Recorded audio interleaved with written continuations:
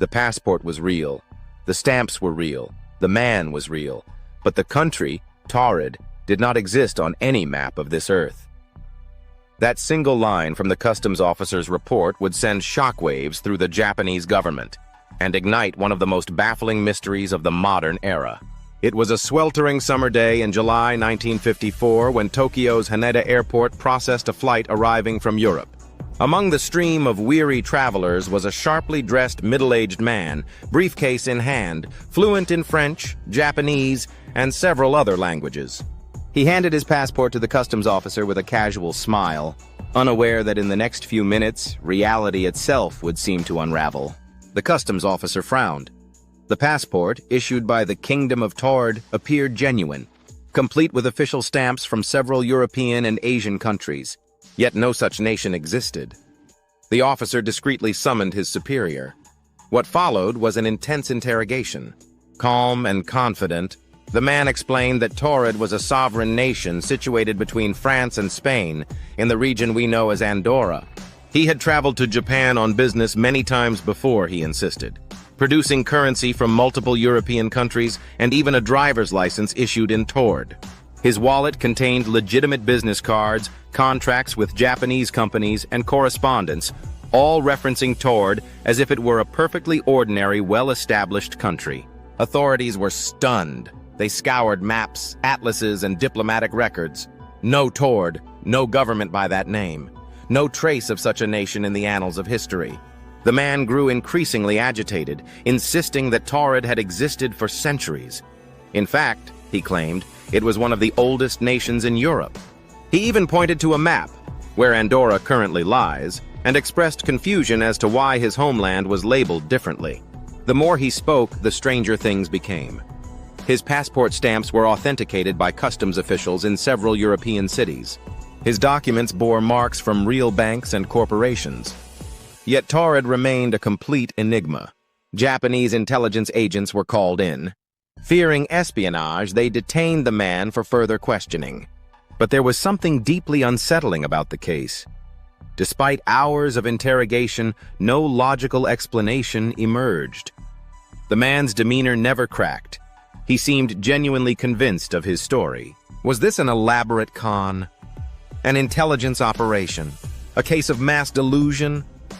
That night, as authorities wrestled with the impossible evidence, they moved the man to a secure hotel room under constant guard. 2 armed officers were stationed outside his door. The plan was simple. Let him rest, then resume questioning the next morning. But by dawn, the man from Taured would vanish without a trace. To this day, what happened next defies every explanation.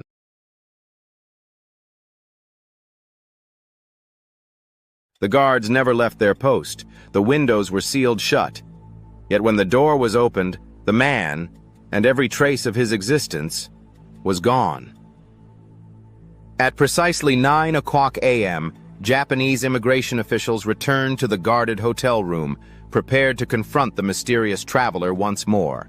The guards, still stationed at the door, swore under oath that no one had entered or exited during the night. The man had been alone inside, locked from the outside. There were no balconies, no ventilation shafts large enough for escape, only a 4th-floor window that remained bolted shut. Confident he would still be inside, the officers unlocked the door. What they found would ignite an even greater mystery. The room was empty. The neatly folded clothes he had worn the day before, gone. His briefcase, his passport, his foreign currency, his business cards, all gone. The bed appeared untouched, and there was no sign of forced entry or struggle. The window remained locked from within.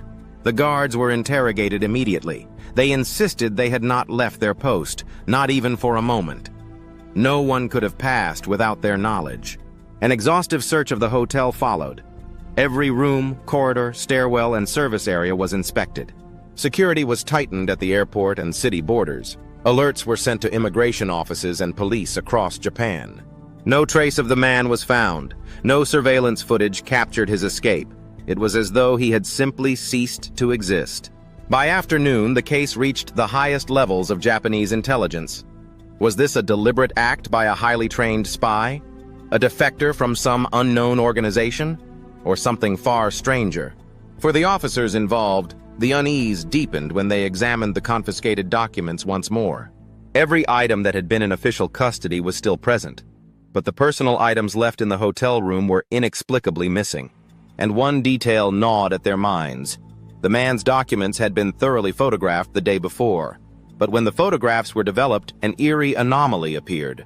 In several images, the word Taured on the passport and business cards was blurred, as if the film itself rejected the name. In others, the text was faint or altogether missing, replaced by blank space. Technicians ruled out equipment failure. The photographs taken of other documents that day were perfectly clear. Only those linked to Taured showed this strange effect. The investigation quietly spiraled into chaos. Officials debated whether to report the incident to the public. But in the end, the story was buried. An embarrassment the government could not explain. For those few who witnessed it firsthand, however, one chilling question remained. Had they encountered a master criminal, or a man who truly came from a parallel world? The case file was quietly locked away in the archives, but the story would not die. In the decades to follow, whispers of the man from Taured would spread through diplomatic circles, intelligence agencies, and later the internet, becoming one of the strangest unsolved mysteries in history. And just when the world began to forget, another unexplained clue would surface, decades later, to reopen the mystery once more.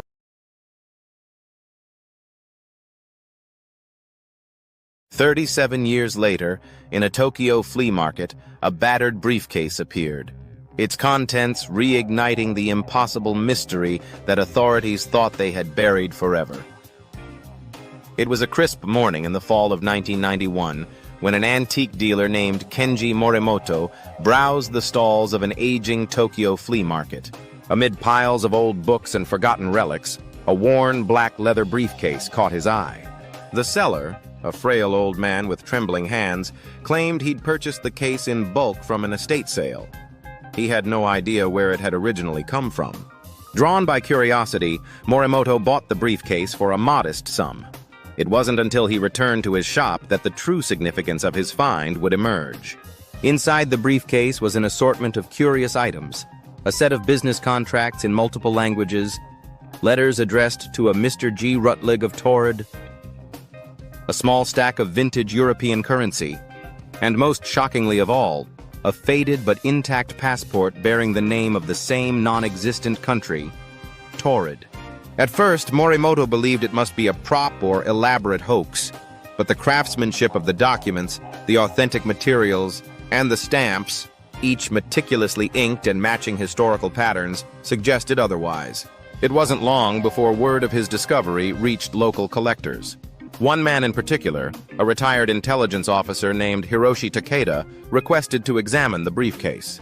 What Takeda revealed would send a chill through Morimoto's veins. Decades earlier, Takeda had served on the fringe of Japan's intelligence apparatus. He had heard whispers of a bizarre incident at Haneda Airport in 1954, an event so anomalous that it was sealed away from public record. When Takeda examined the passport, his hands trembled. The name, the design, the peculiar royal seal all matched the long-buried case of the man from Taured. But there was more. Folded inside one of the business letters was an airline ticket stub, dated July 23, 1954, for a flight arriving at Haneda Airport. It was the very day the mystery had begun. Word spread quickly. A discreet group of private researchers and former officials convened, poring over the briefcase's contents. The most unsettling detail lay not in what they found, but in what they couldn't explain. Several documents contained names of corporations that no longer existed and had left no trace of ever having done so. One letter referenced a meeting at a building in Paris that, according to every city record, had never stood at the stated address. And then there was the handwriting. A graphologist compared the signatures in the briefcase to the surviving photocopies from the 1954 case file. They matched perfectly. This was no modern forgery. It was the same man. The question was chilling. How had this briefcase surfaced after nearly 4 decades, untouched, when the man himself had vanished without a trace? And buried within one final envelope was a cryptic note, written in French. When the veil between worlds thins, I will return. For those investigating, this was no longer just an odd passport, it was a message, a warning. And soon, unexplained sightings of a strange, suited man, bearing an unfamiliar accent, would begin surfacing across Europe. Was the man from Taured trying to come back, or had he never truly left?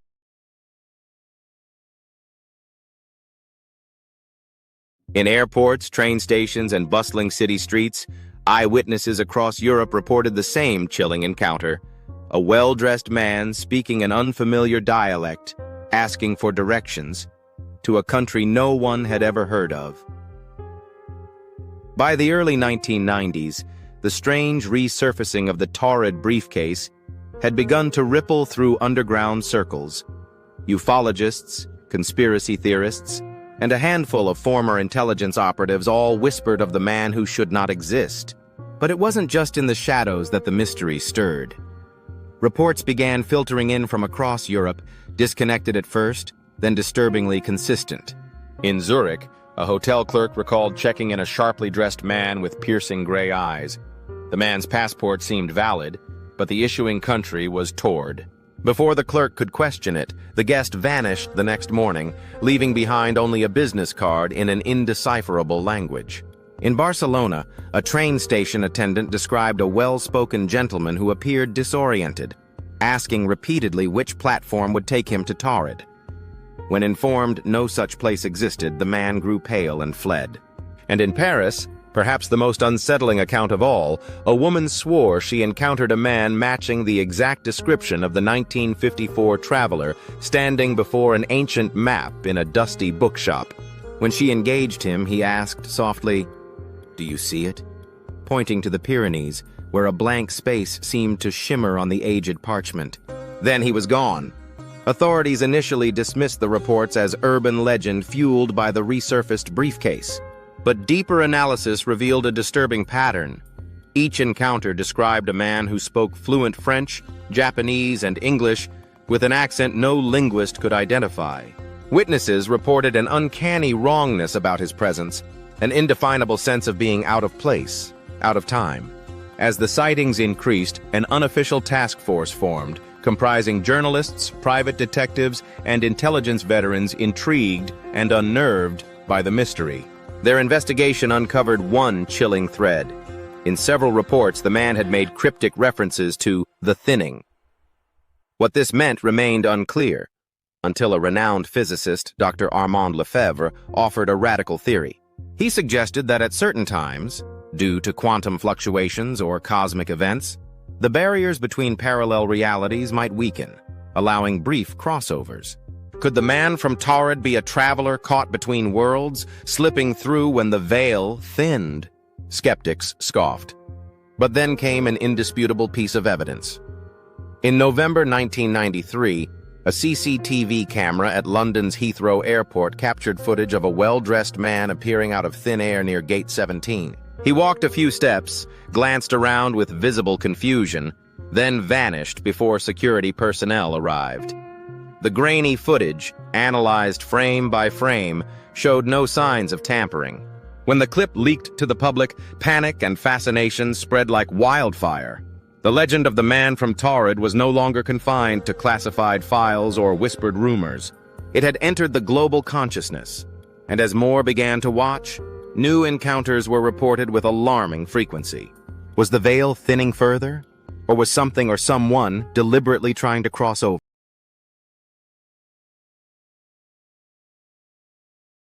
At exactly 3:17 a.m., an untraceable radio transmission interrupted frequencies across Europe. In the garbled static, a single voice whispered one haunting phrase, "I am trapped between worlds." By 1994, the mystery of the man from Taured had escalated from obscure conspiracy to international phenomenon. The briefcase, the sightings, the Heathrow footage. It was as if an unseen presence was trying desperately to be heard. And then, something happened that defied all reason. Across Europe, in police stations, air traffic control towers, amateur radio setups, an unexplained transmission cut through the airwaves one cold December night. The voice was faint, layered with static but unmistakably human. Linguists later confirmed it was the same strange accent described by eyewitnesses for years. I am trapped between worlds. The passage is closing, help me. The message repeated twice, then fell silent. Technicians scrambled to trace its origin, but no source could be found. It had broadcast simultaneously across multiple bands, on frequencies not typically used for civilian communication. The timing was even more chilling. That very night, astronomers recorded a rare geomagnetic storm caused by an intense solar flare known to disrupt electromagnetic fields. Dr. Armand Lefebvre, now the de facto expert on the case, proposed a stunning hypothesis. The storm had temporarily weakened the veil, allowing the man's desperate signal to bleed through. Public fascination morphed into obsession. Forums, newspapers, and late-night radio shows buzzed with theories. Some believed the man was a time traveler caught in a quantum loop. Others claimed he was a victim of a secret experiment gone wrong. But one thread began to dominate. Was someone trying to help him? In Paris, a mysterious package arrived at the office of an investigative journalist covering the story. Inside was a single reel of 8mm film, unmarked, undated. When developed, it revealed unsettling footage. A man seated in what appeared to be a sterile, windowless room. He wore the same dark suit, the same cold expression described in countless sightings. Behind him, faint glyphs, unlike any known language, glowed on the walls. The man looked directly into the camera and spoke. "If you hear this, the veil has opened again. Find the doorway. I cannot hold on much longer." The film's origin was untraceable. The reel stock itself was decades old, and the manufacturing batch had reportedly been discontinued in the late 1950s, shortly after the original Taured incident. As experts debated its authenticity, another layer of the mystery emerged. Buried deep within the briefcase, missed during initial inspections, researchers found a folded piece of vellum with strange symbols and a date, August 21st, 1995. It was a date that had not yet arrived. Dr. Lefebvre believed it was a warning, a window of opportunity when the veil would next thin. Preparations began. Monitoring stations were set up. Frequencies were scanned. Every avenue was explored. And as the date approached, tension mounted. Would the man from Taured finally return? Or would this be the last desperate gasp of a soul forever lost between worlds?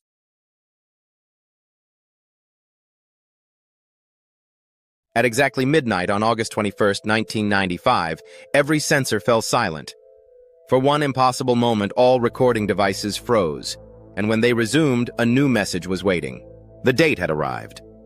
For months, a global network of researchers, skeptics, and believers had prepared. Dozens of listening stations across Europe were tuned to frequencies where the man's voice had once bled through.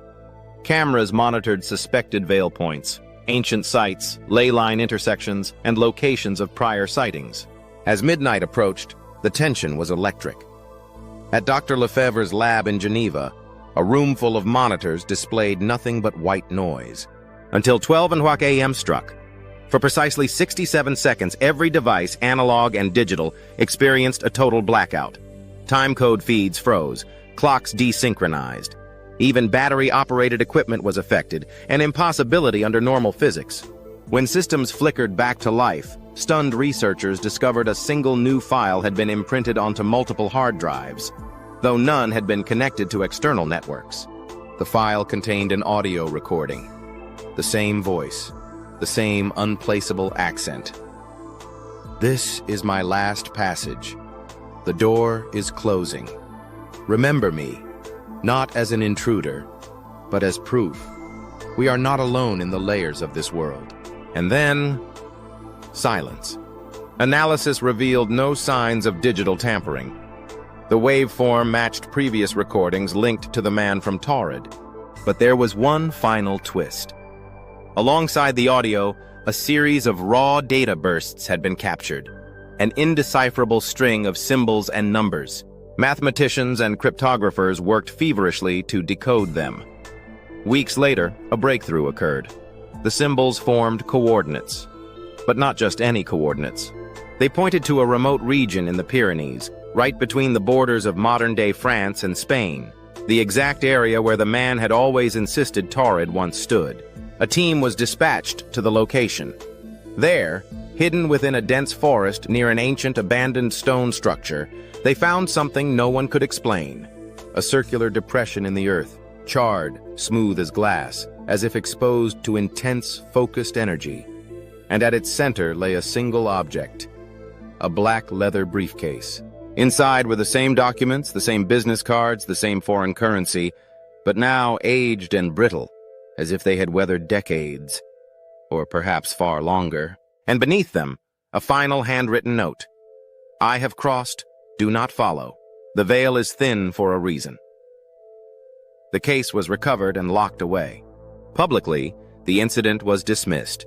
No official statement was ever released. But those who were there, who heard the message and saw the impossible evidence, were left with a chilling truth. Somewhere beyond the limits of our known world, other realms may exist. And one man, whether by accident or by fate, had glimpsed them. The legend of the man from Taured endures. A warning, a riddle, and perhaps an invitation. If you ever find yourself asked for directions to a place you've never heard of by a man with piercing gray eyes and a perfect suit, think twice. Because sometimes, reality has edges you cannot see.